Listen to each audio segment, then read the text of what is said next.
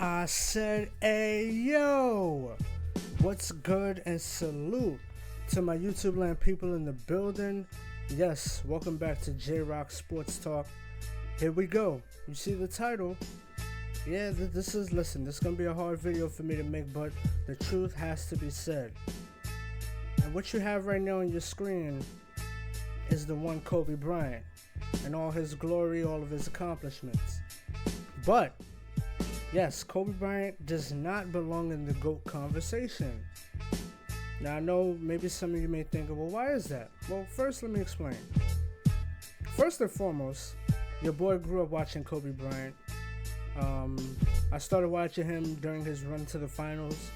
I was not fortunate enough to catch him during his first three-peat with Shaquille O'Neal, which was incredible. I did watch a lot of footage, but I don't have any memory besides that. Now, could this be a biased take? Maybe, maybe not. I'll leave that, up to you to decide. I try to be non-biased, but I might have a little bit of a bias for Kobe Bryant, just a little bit, because I grew up watching him. I watched him from 2008 to 2010. I saw that whole run.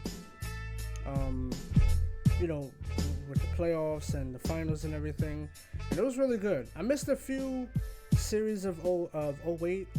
It's still kind of fuzzy, but I damn sure remember the finals. And what I will say is this, is that, as far as for Kobe Bryant not being in the GOAT debate, he's still top 10, but he's on the lower end of the top 10. I think a fair spot for Kobe Bryant is anywhere between 8 to 12. That's why I see him. Me personally, all time, I have him at number 9. Right behind is Shaquille O'Neal at number 8. And right in front of Isaiah Thomas from the Pistons, the bad boy Pistons, at number 10. Now, with that being said, we have to take into account certain things, right? We have to take into account that, yes, Kobe Bryant is only a one-time MVP. Now, I have been on the record as saying that, to me, I don't think LeBron deserved those regular season MVPs in 2009 and 2010, especially 2009. 2010, okay, but 2009, Kobe Bryant led the Lakers to beat the Cavaliers both games that they played. That's something that never gets said, but you'll see a lot of statistics that say, well, LeBron has a 16-6 record against Kobe Bryant. Okay, well, in 2009, when he led the Lakers to beat the Cavaliers. LeBron James and the Cavaliers. He led them to beat them. So, is it fair to say that in 2009 he would have got destroyed? I think it's absolutely fair. He had his number. Come on now. So anyway, Kobe Bryant is a 5-time champion, 5-2 finals record. 3-1 with Shaq, 2-1 when he was, when he was the undisputed best player on the team. But the reason why I said that Kobe Bryant is not in the GOAT debate is because there's certain factors that you have to take into context. Like I said, he is a one-time MVP. That does count against him.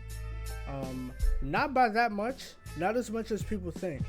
And people have to remember, Kobe Bryant, back in 97, as you see on the screen right here, back in 97, when he won the slam dunk contest and everything, and he was a rookie, he came onto a team that, number one, the coach, Del Harris, did not want to play Kobe Bryant in the starting lineup because he was straight out of high school. Jerry West saw the talent in Kobe Bryant and thought that he would be a great fit with Shaquille O'Neal, and it proved to be successful. But like I said, he came onto the team and he didn't start right away because they had Eddie Jones and Nick Van Exel, two veteran guys that Kobe Bryant was not going to get playing time over. Look at Jermaine O'Neal. Look at what he turned into in Indiana. But when Jermaine O'Neal got to the Trailblazers, he had to play behind Rasheed Wallace and Brian Grant and Sabonis, and then like that. And then he would eventually get traded in 2001 to go to the Pacers, where he would eventually start. But I'm just saying, look at that example. That's the same thing. And look at what Jermaine O'Neal turned out into. Now, would you say he was one of the best power forwards of the early 2000s? Absolutely. One of the best. Definitely underrated. You don't hear that name brought up a lot. But Jermaine O'Neal, he was really, really good. He was a solid player. And, but that's what happened with Kobe. So his career started out on the bench, unfortunately. And then he would go on to, be a part of the starting five and have that dynasty with Shaquille O'Neal and Phil Jackson of the Los Angeles Lakers of the early 2000s. And, for me, like I said, being that he didn't get a chance to start, I think that goes more in his favor than not, because what he was able to accomplish when he did start leaves you with the question, well, what if Kobe Bryant did start out straight out the gate? What would his statistics look like then? And, something else to take into account, as well with the one regular season MVP, he had to play behind Shaquille O'Neal, which also took away a lot of his chances to win more MVPs. Let me really understand what I'm saying. Let me repeat myself. Kobe Bryant playing behind Shaquille O'Neal took away a lot of his opportunities to win more regular season MVPs, because nobody was looking at Kobe Bryant like he should win MVP. Shaq was in and furthermore, let me also say this. Shaq dominated in an era where there weren't any dominant centers left.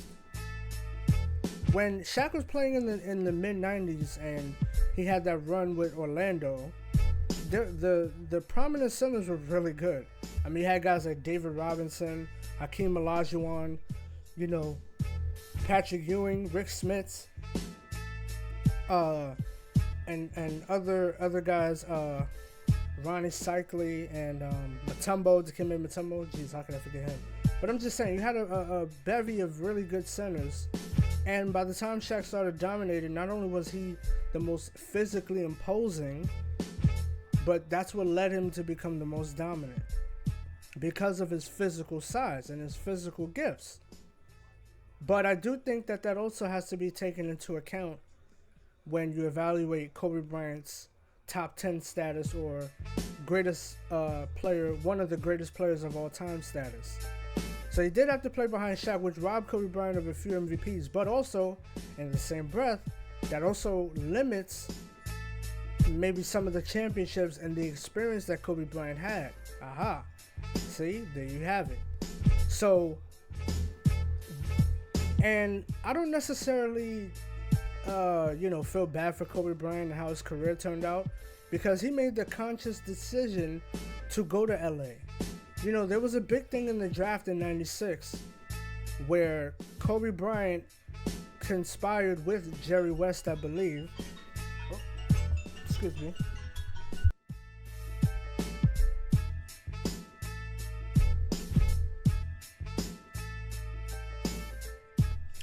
My apologies for that. But anyway, there was a thing where Kobe Bryant and Jerry West conspired against the Charlotte Hornets to not have Kobe Bryant go to Charlotte. For whatever reason, that's up to Jerry West and Kobe Bryant. But, and rest in peace to the Mamba. That's my dude, man. I damn sure miss Kobe. But, with Jerry West and Kobe, they both, made it a thing where they said that if the Hornets drafted him, he was going to go back to Italy. So I can't really necessarily say that I feel bad for how Kobe's career happened, but what I will say is that his run from 2008 to 2011, from 2008 to 2011, that 4-year run, he didn't really have a long time to prove that he was real, he didn't have a long time to prove that he could do it without Shaq. And that's where I draw the line, because, yes, he did have Phil Jackson, but also he was undoubtedly the best player in the league at that time. undoubtedly the best player in the league. Well, I'll say minus 2011. I'll give that to LeBron because he was playing good on both ends of the floor, and that's because he was in Miami. But that's another video for another time. But I'm just saying Kobe Bryant was looked at the best, well, in my opinion, as the best player from 2008 to 2010. So that's a 3-year window. So I only thing I can say is just, if he had more MVPs to his resume and had more opportunities to win MVP, I think people would see Kobe Bryant in a different light. Would that have taken away from his championship accomplishments? Possibly. I can still see Kobe Bryant going 2-1, 3-1, maybe. But all it is ifs, ands, and buts. So you could take that you could take that for what it is. Whether that's a good or bad thing, it's never going to be proven. But I am impressed at his run without having Shaq to be the best player in the NBA. I am impressed with that run. But that's another thing, him playing behind Shaq. That also has to knock him down a few levels because Shaq was winning Finals MVP. And that is a good barometer to, a good evaluator, I should say, is to tell how great somebody is a good track is, of course, MVPs, Finals MVPs, all defensive teams, all NBAs, stuff like that, accolades, especially, Finals record. And that's why I say, he's not in the GOAT debate. I don't think so. And Kobe Bryant was my favorite player of all time. I enjoyed basketball because of Kobe Bryant. But that doesn't mean that I can't be honest about Kobe Bryant and his legacy and his career. And no, I don't think he belongs in the GOAT conversation. I don't think he's right behind Michael Jordan. I don't think he's on the Mount Rushmore. And I don't think he's top 5. There's just too many other guys with better resumes. Guys like Magic. Guys like Jordan. Okay, Bill Russell, who I have a tremendous amount of respect for. Kareem, Olajuwon, who had a better peak than Kobe Bryant. Okay, Duncan. Yes, a lot of people will tell you that Duncan was better than Kobe, and I heavily disagree with that. First of all, Duncan is the greatest power forward. So Kobe Bryant is not the greatest shooting guard. So that right there eliminates that conversation based off of that. Now, whether you accept that or not, that's fine. But I'm telling you from a guy that watched and enjoyed watching Kobe Bryant, that I don't think that he's better than Tim Duncan. I have Tim Duncan number 5 all time on my list. And a part of that is because he's the best power forward. Another part of that is because he's more skilled than Kobe Bryant. And speaking of skill, Kobe Bryant, I don't think is the most skilled player to ever play the game. Now, he's highly skilled, but there's one important piece missing from Kobe Bryant's resume. And one important bag that's missing from his bag. And that's the efficiency bag. Look, no matter how you slice it, you cannot get away that Kobe Bryant was as regarded as an all-time great, was not efficient. Now, Michael Jordan has seasons of averaging over 50% from the field. Larry Bird has had seasons averaging over 50% from the field. Magic Johnson, Kareem, Duncan, so on and so forth. Kobe Bryant never averaged over 47% from the field. That, as being regarded as an all-time great, that is extremely low. Extremely low. And that, to me, has to knock Kobe Bryant down some when you're talking about the GOAT debate. 50% from the field is a good indication of how effective you are. I said a good indication, not the end all be all, but it's a good indicator. If you can shoot 50% from the field, then you're playing very, very well. Now, Kobe Bryant, I think, would have averaged more points and been even more successful had he had an efficiency bag.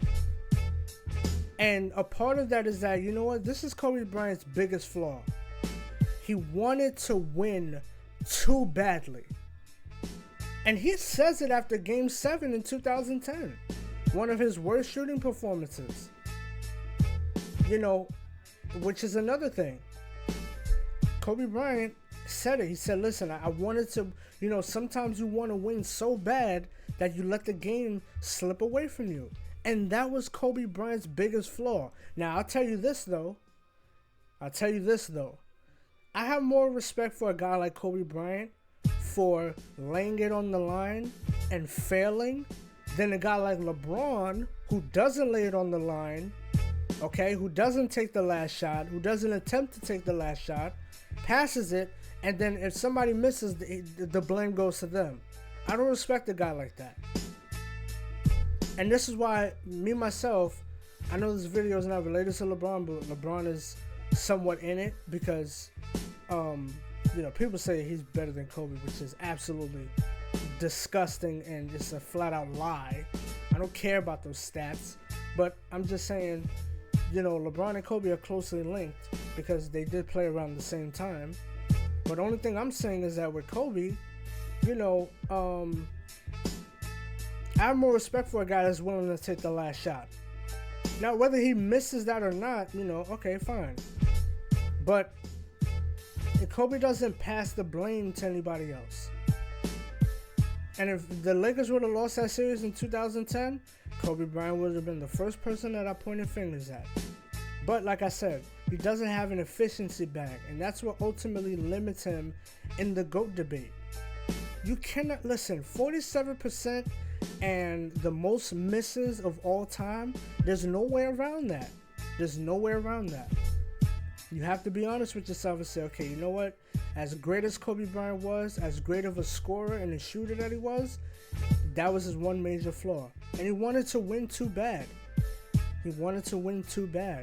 Instead of letting the game come to him naturally.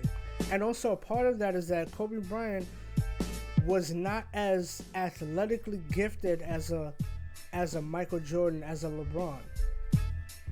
He wasn't athletically gifted, so he had to make do with what he had athletically. Especially when you get around 2008 to 2010. You know what I'm saying? So that's the thing with that. But I will say also is that you know, he was a winner and he did whatever it took to win the game. And even though he had a horrible shooting night, which is very important, but he did have a horrible shooting night, but he got rebounds, he made the most important assist, which is funny because don't y'all say that LeBron makes the right play? Well, Kobe made the right play, passed it to Ron Artest. But you know, Kobe's not gonna get credit for that, right? Nah, I don't think so, because you know, y'all are a bunch of LeBron fanboys and stuff. But well, whatever. But anyway, back to Kobe. So that's why I think it limits him in the GOAT debate. You know, the one MVP, the misses, the lack of an efficiency bag. You know, I would say that Kobe was slightly overrated on defense, just slightly overrated, but he did have a lot of good defensive highlights. But all of that stuff, like I said, has to knock him down a peg. And I think what puts him in the top 10 is that he has a winning record in the finals, not only with Shaq, but also with him being the leader of the team and him going 2-1.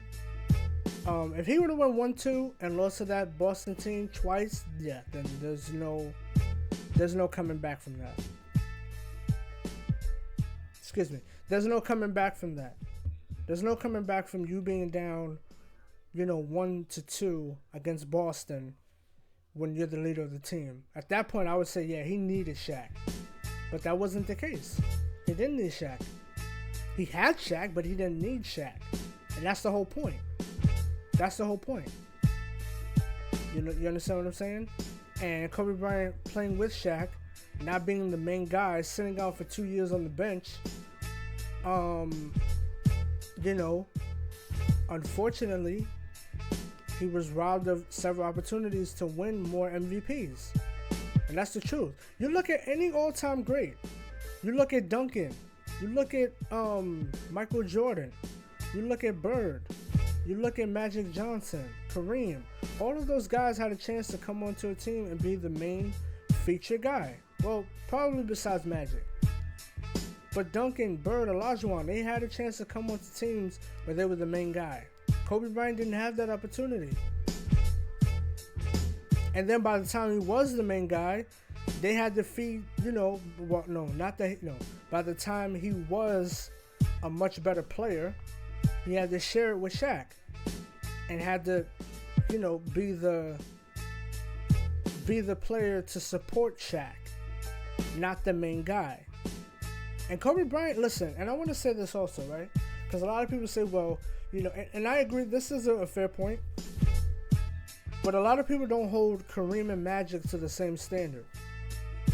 And I agree with that up to a certain point. And I will say that, Kobe Bryant does have to get some consideration because, people say Kareem and Magic are definitely top 5 players. I used to have Kareem in my top 5, but I put him at number 6 because I don't think he's the greatest center. But I do have a lot of respect for Kareem. No doubt he's in the top 10. No doubt. No matter how you want to slice it. And if somebody was to say that he was the GOAT or in the GOAT debate, I wouldn't have an issue with that. But I'm just saying, me personally, him being number 6, I don't think is a disrespect. It's not a slight. Because to be fair, he was playing with 2 of the greatest point guards of all time. And at least in Magic Johnson's case, he did lead the Lakers to the finals in '91 without Kareem. So you do have to take that into context as well. But anyway, let me get back to Kobe. But they don't penalize Kareem or Magic for playing with each other.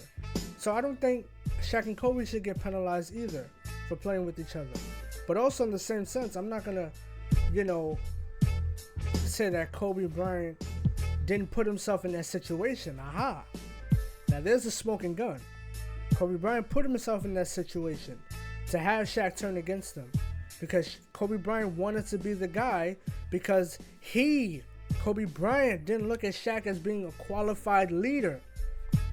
Because Kobe Bryant was always in the gym, always working out, always working hard on his game, which ended up working against him because I think Kobe Bryant spent too much time in the gym.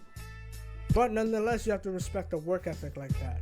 But at the same time, Kobe Bryant was the one kind of hinting at the fact, well, listen, I could do this without Shaq.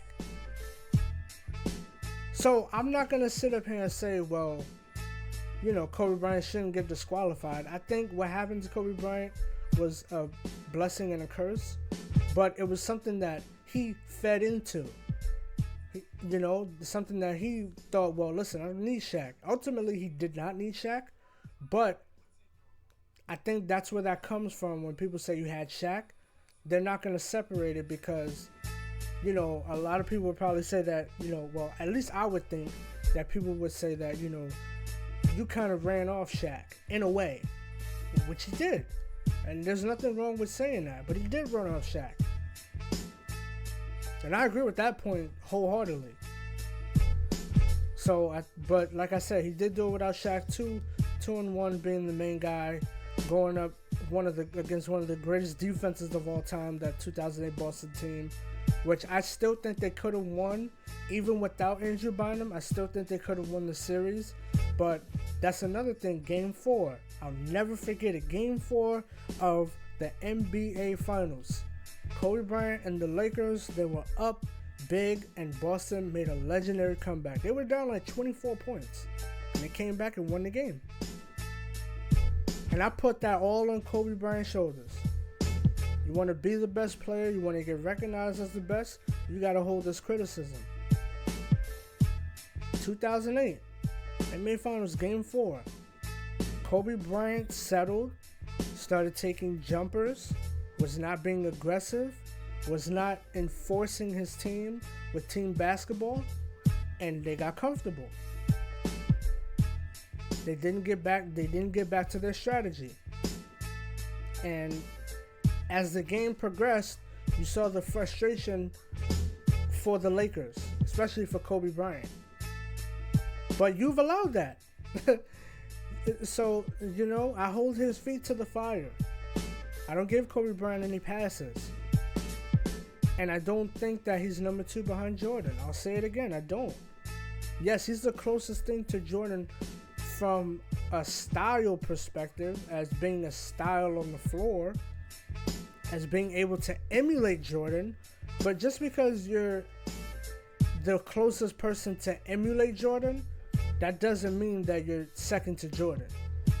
And it's the same thing with LeBron. Just because you've been compared to Jordan for all these years does not mean that you're number 2 to Jordan. No, you're just being compared by a bunch of fanboys and idiots. But like I said, just because I don't think Kobe Bryant's in the GOAT debate, he's definitely in the top 10. He's on the lower end, but he's in the top 10. But I can be honest and keep it real.